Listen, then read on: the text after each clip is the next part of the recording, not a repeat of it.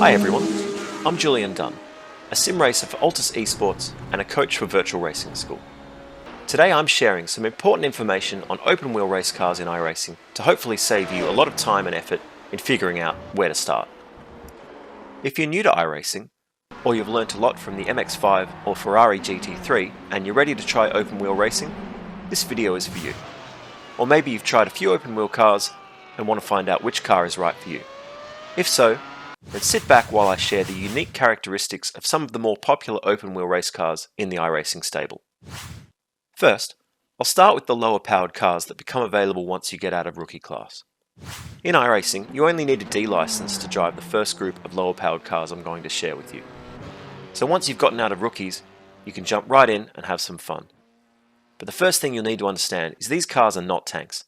They're more like butterflies and are easily damaged. So unlike the Mazda and various GT3 cars, the slightest touch may result in serious damage. So stay off the walls and give other racers some room so your race doesn't end early. That being said, let's take a look at one of our first options, the Formula V. This car is a great place to start. Despite having barely enough power to reach top gear, the V can be a handful to drive. It's prone to lift-off oversteer, so you'll need to be smooth and precise with your inputs in this featherweight to be rewarded.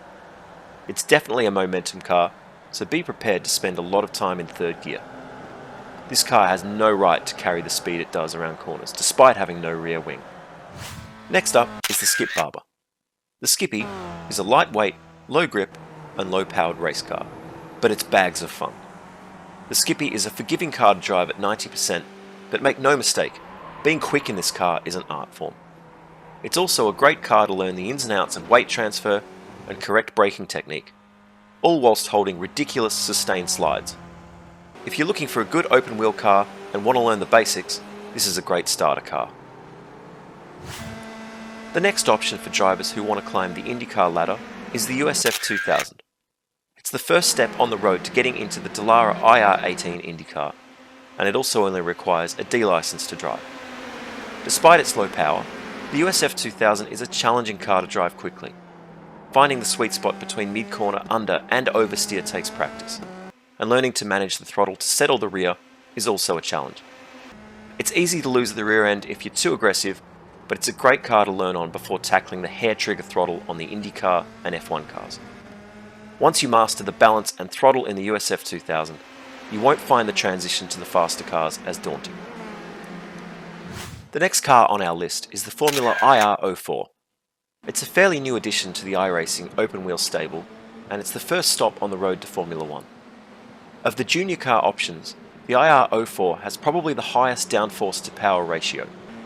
It can still be lively when thrown at a corner, but has an overwhelmingly planted feel. It's capable of crazy cornering speeds, and if you brake early but keep that mid-corner speed up, the car will remain in the downforce window.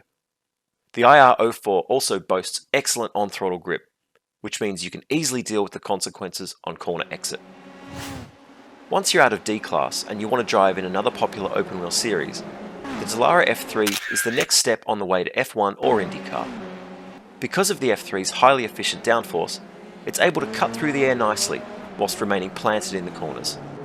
It's huge fun to drive unless you overheat the rears where you may suffer from snap oversteer. But, driven precisely, you can slide the rear through corners with usable slip angle, allowing you to get on the power early and make a break from the car behind. The F3 is a lot of fun, and once you're comfortable with the new top speed, you may be ready for the IndyCar or F1. Before committing to the F1, you might want to try the Telara IR18 IndyCar, as it races on both road and ovals. With this car, you can compete in the Indy 500. You can also participate in the C Fixed Series or B Open Series. The IndyCar is a beast to drive, with some of the heaviest steering on iRacing and in real life, as it doesn't have power steering, unlike its neighbour, the Formula 1. Despite this, you'll find the car both powerful and surprisingly adjustable on the limit. The IR18 IndyCar is a great all-rounder, and provides fantastic racing with many leagues to choose from. The final stop on the list is the Mercedes-AMG W12 Formula 1 car. What can I say? So much downforce. The 2021 Mercedes-AMG Formula 1 car will challenge your understanding of physics. Corners you'd normally brake for become easily flat, and usual reference points become obsolete. This thing truly is a spaceship. Once you've overcome some low speed, cold tyre clumsiness with some gentle throttle application, the F1 feels truly on rails. Allow yourself some time to properly understand just how much speed you can carry through sweeping corners and enjoy the rollercoaster ride this car provides. The Mercedes-AMG W12 races in both fixed and open setup series at the highest license ratings, so you can't just jump in and race. But once you earn your way up to it, you'll love driving this car. Now that we're done with your choices and you have a solid path of progression, would you like to find out how to improve your racing skills faster? First, you can grab a VRS competitive subscription so you can get setups, telemetry, tutorials, and watch hot laps for one low monthly cost.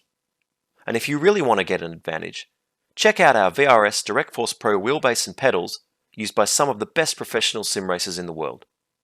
I'm Julian Dunne, and if you've enjoyed this video, be sure to subscribe and visit our website on screen.